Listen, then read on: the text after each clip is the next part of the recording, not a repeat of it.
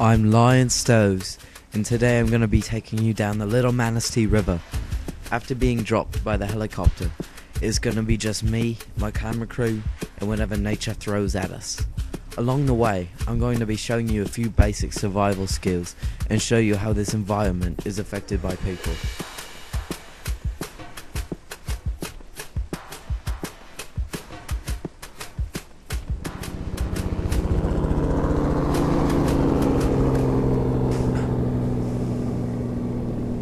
That's how good of a survivalist I am. I don't even need a parachute when I jump out of a heli. We're going to be making our way down the Little Manistee, towards Manistee Lake. But before we do, let's take a look in the water. Every year, thousands upon thousands of fish make their way up this river, through this weir, to spawn and eventually die upstream. The watershed of the Little Manistee is filled with aquatic life that thrives off the nutrients that the river supplies. Right in these swampy algae-filled areas, there's normally right here. This is a painted turtle, and they're known for living in the muddy parts of marshes and slow-moving rivers. And this guy doesn't seem to be too happy about me holding him, so I'm just going to go ahead and put him back. There you go. Alright, let's continue on. This time of year is known for the salmon migration as they travel upstream. Right here is one of the more unlucky salmon that wasn't able to either find the nutrients he needed or wasn't able to jump over the gates at the weir. One of the biggest sources of pollution in this river is sediment pollution, which is caused by erosion and blowing sand. There's been a lot of effort put into transferring all the bridges that cross over the river from dirt into concrete so that the road chemicals aren't an issue. The road chemicals can contain toxins like from the road chlorides and ice melters that get into the water when the sand is blown by the wind, and that kills off the fishes. I'm looking for bugs to replenish my protein. It's been a while since I've last eaten, and I'm just looking for anything that's safe to eat. Okay, here we go. I found an earthworm. There's a little bugger. And I'm just gonna go ahead and replenish my protein.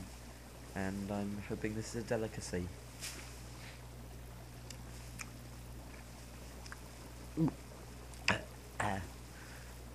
Quite dirty, but not actually that distasteful.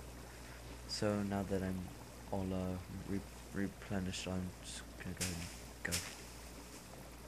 The nights on the river can bring temperatures of below freezing this time of year, and I have to find shelter to keep me warm in my minimal clothing. When you're looking for shelter in an environment like this, a covering like this up here is perfect because it shelters you from the wind and the rain and the elements, like the deer. So I'm just gonna go ahead and keep here for tonight.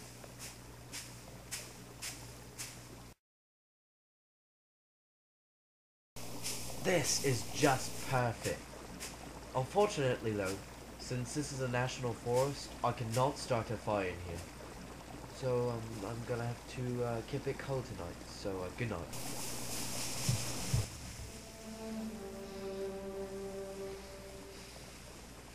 Tonight, I got lucky, as no rain or snow fell, but we're going to have to be up bright and early tomorrow morning to get an early start and beat any bad weather.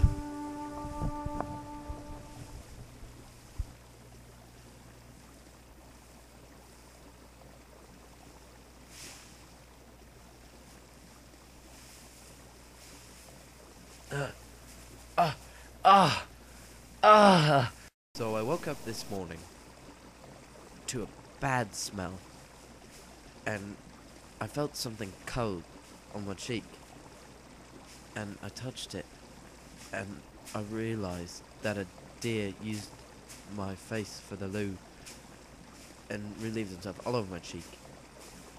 And I'm praying that the deer was just marking his territory rather than my crew pulling a prank on me.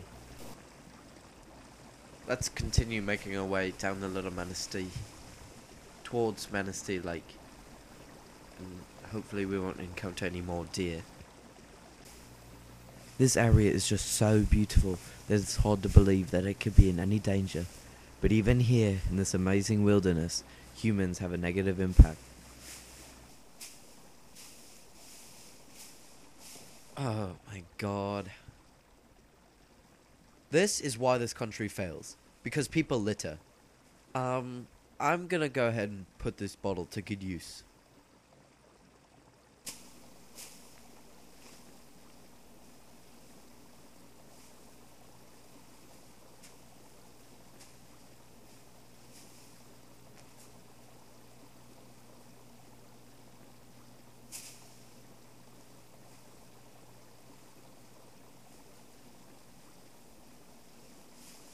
This is very contaminated with nitrogen and phosphates, and I do not want that getting in the water because it promotes the growth of algae, which is bad for fish life. And I'm just gonna go ahead and put this to use the best way that I can.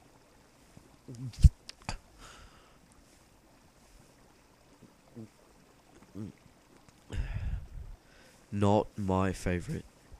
It's a bit bitter and a little salty. It's kind of like drinking sweat. Not my beverage of choice.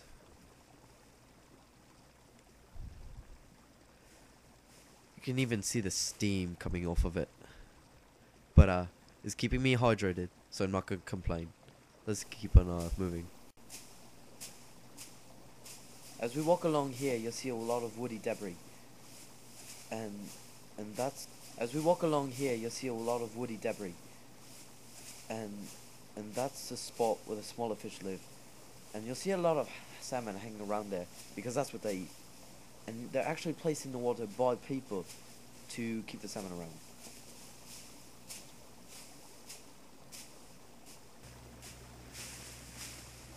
Even in this colder autumn weather, it is clear that the many plants and animals are thriving off this river's resources, and people are doing a good job of keeping this area unpolluted so this wildlife can thrive. But with this cold comes a risk. The Little Manistee is one of the cleanest streams in Michigan, and we know that because the salmon can only live in water that is satisfactorily clean. But it's also one of the coldest streams, and if you were to fall in that, it would be a sure risk for hypothermia. And if that were to happen, I'm going to show you how to survive it. But I'm going to take this off first so I have something warm afterwards. And my shoes.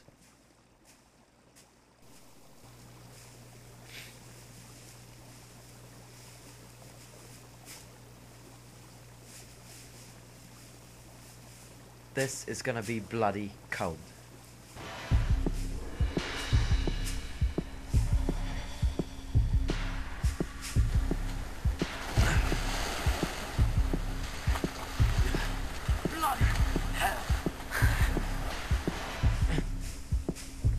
Now you gotta get those wet clothes off fast, because the wetness chills your body even more.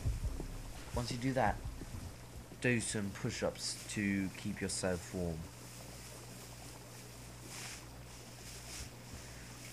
Get the blood to those extremities.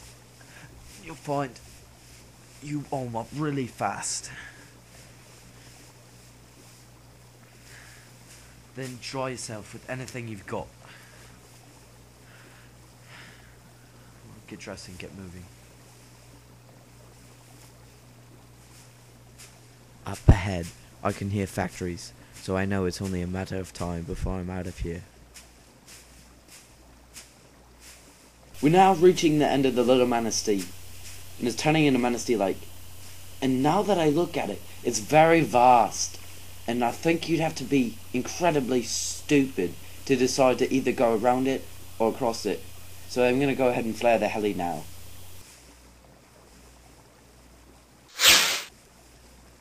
These factories, like the animals in the watershed, have found a way to use the Little Manistee for its many resources. This wilderness is beautiful, but it can only stay that way if the people that affect it positively.